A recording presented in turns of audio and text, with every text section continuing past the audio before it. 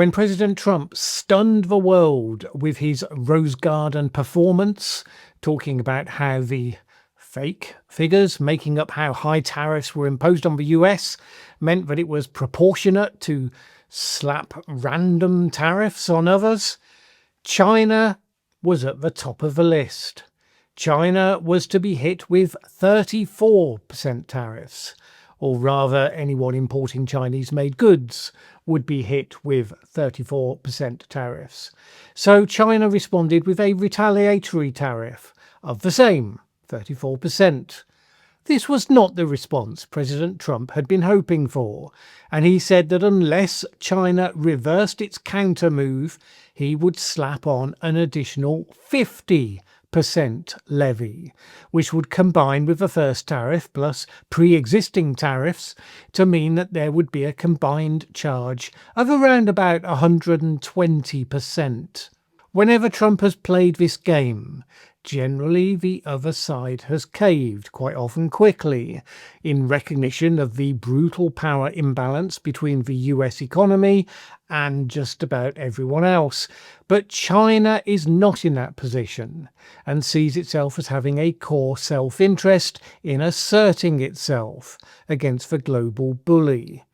A Chinese military spokesman said this: "The US threat to further escalate tariffs is a mistake compounded by another mistake and once again exposes the coercive nature of the US side.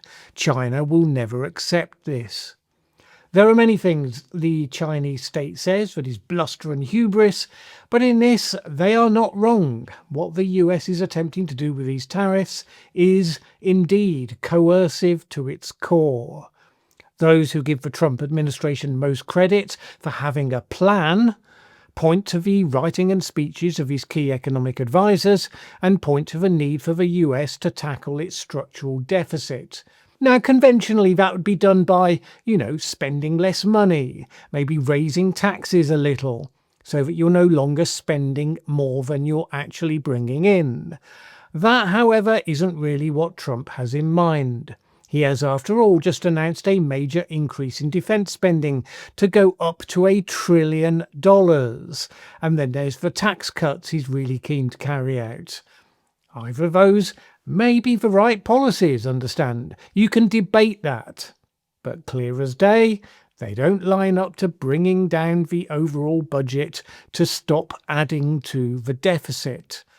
And obviously, if you've seen my videos about the contribution being made by Elon Musk's Doge operation, you'll understand that that hasn't made much of a scratch on the mission either. So, the story goes, they are looking for a grand bargain to once again shift the world economic order to service America's needs.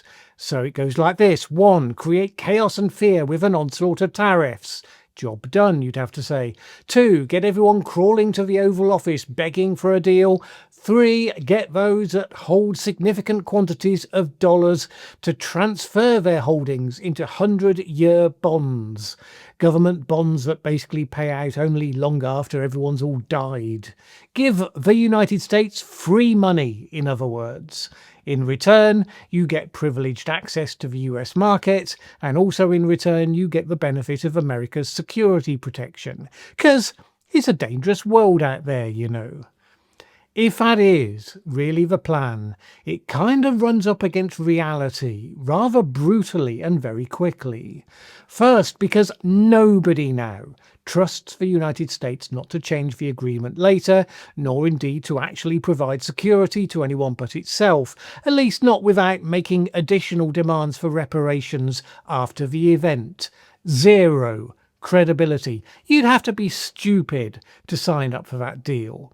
Or literally have a metaphorical gun to the head, and even then you might say no. And second, because China is one of the biggest holders of the US dollar and is obviously not going to convert its holdings into stupid bonds, or indeed Trump coin, but I repeat myself, indeed China has the ambition of replacing the dollar as the global reserve currency. One of the main reasons why the US can even get away with the ridiculous size of its current deficit is that so many people in the world want to hold dollars because it's supposedly a stable refuge in an unstable world. Well, Trump's actions over the last 3 months have arguably done more to shake that assumption than anything else you could have thought of.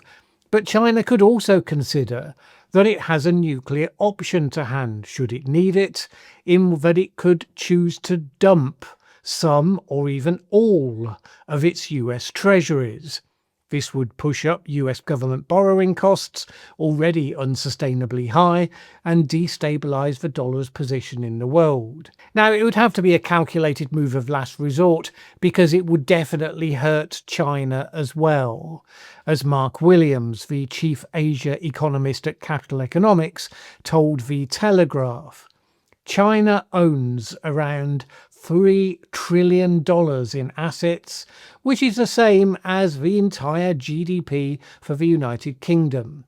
He said this, there is no way to offload $3 trillion of assets in a hurry. As soon as it tried, the value of the dollar would plunge, and they would lose much of the economic value of what they were divesting. It would tank the US economy. It would force the Fed to step in and start printing money in the short term, which would have all sorts of negative costs in the medium term. But Williams likened it to lobbing a hand grenade at someone sitting just across from you in a room. Sure, you're going to hit them, but you can get burned pretty well yourself as well. More likely, China will content itself for now in doing the more traditional response actions, slapping major tariffs on, for example, American agriculture, banning US poultry imports, maybe banning Hollywood movies. The thing is, China is likely convinced that the US is doing a perfectly fine job, thank you very much, of screwing up its own economy. And it is wary of Trump's propensity to do random stuff without notice, so it'll be keen to wait him out. Let him indulge in maximum self-destruction while outsmarting him on the world stage. Because, the US has shown, for instance, that it doesn't even understand all the soft power it had and the advantage that it gave it. Well, great, says China.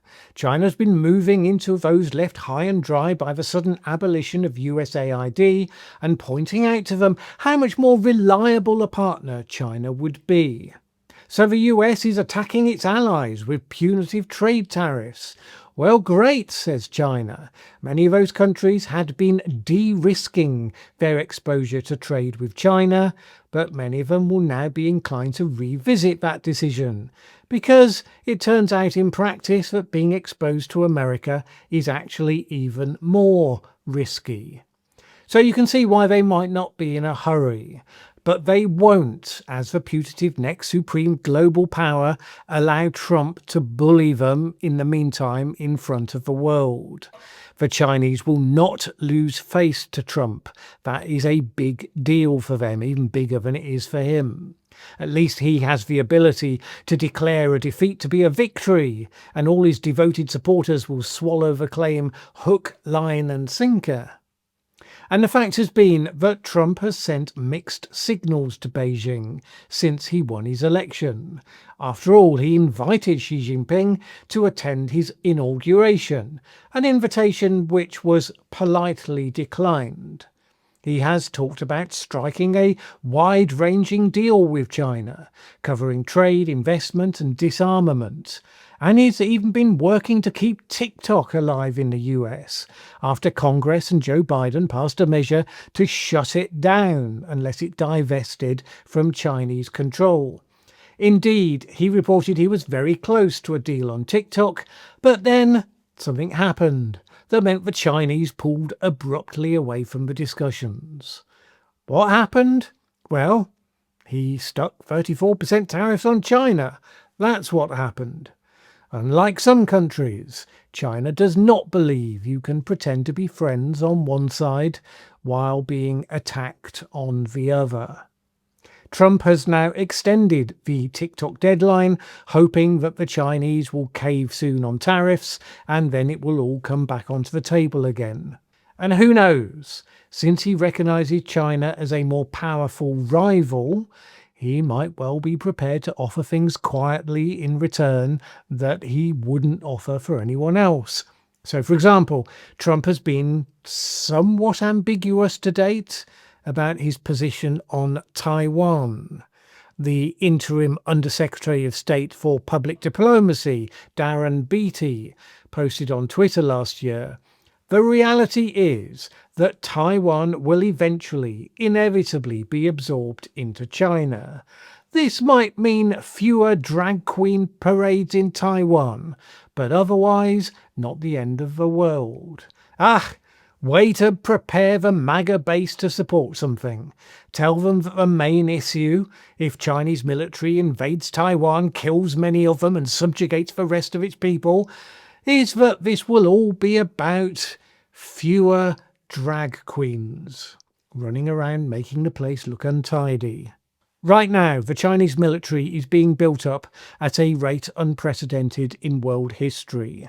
While the West, including the US sometimes and Russia, have been depleting their stocks of weapons in the war in Ukraine, China has been watching on, untouched, learning the lessons from the battlefield and preparing its own forces. It has been learning the lessons of Russia's approach also to disinformation campaigns and is following the playbook in order to divide the Taiwanese population. In a report to Taiwan's parliament, its security bureau said that it had detected more than 500,000 pieces of controversial messages so far this year. China is using AI tools to boost the generation and dissemination of those messages. Indeed, you may have noticed that some of that capacity has been utilised in the last couple of days to mock Trump's desire to re-industrialise the United States.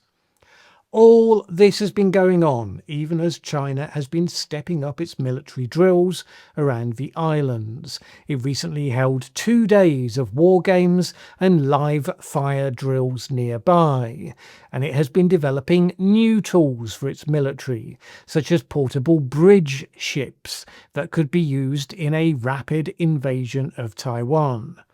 How confident do we think Taiwan is feeling right now about the likelihood of America robustly coming to their aid should they be attacked? I mean, can't count it out. Trump is too unpredictable for that. Can't exactly rely on it either, for exactly the same reason. Taiwan might have taken some comfort from the fact that it appeared as a country in its own right on a list produced by Trump. Most of the time it's not acknowledged as a separate country so as not to upset China. Mind you, that may have been tempered by the fact that it appeared on the list because Trump was proposing to slap tariffs on them. Something of a less positive side. In the meantime, if the US-China trade war continues and neither side backs down, a lot of stuff is going to get more expensive in the US. Apple equipment, for instance, which is heavily reliant on China for assembly and manufacturing. The situation is not helped by the Trump team deploying its usual crass language and range of insults, such as J.D. Vance telling Fox News that America had been borrowing money from Chinese peasants to buy the things those Chinese peasants manufacture. China responded, calling him ignorant and impolite. Not exactly the first time that's ever been pointed out. The takeaway is this. Trump believes the United States is guaranteed an ongoing future under him, where it continues to dominate the world and uses its power to force everyone to accept unequal deals that will keep it that way. Many believe, and Xi Jinping is surely one of them, that rather he is destroying America's power by showing itself to be bullying and selfish and unreliable, a menace to its allies and impotent in the face of much more effective enemies. China sees itself as the world power in waiting, and it is prepared, to all appearances, for a conflict with the United States at whatever level that should be taken to. Which means that either Trump will eventually back down, or at least stop escalating in response to pushback against his initiatives, or this whole thing is going to escalate more and more. It is the Trump team and their MAGA supporters who apparently believe that geopolitics is a zero-sum game. So they only have themselves to blame if they are left with zero at the end of all of this. In the meantime, we get to sit back and watch it all unfolding with a sense of horrified fascination. Lucky old us.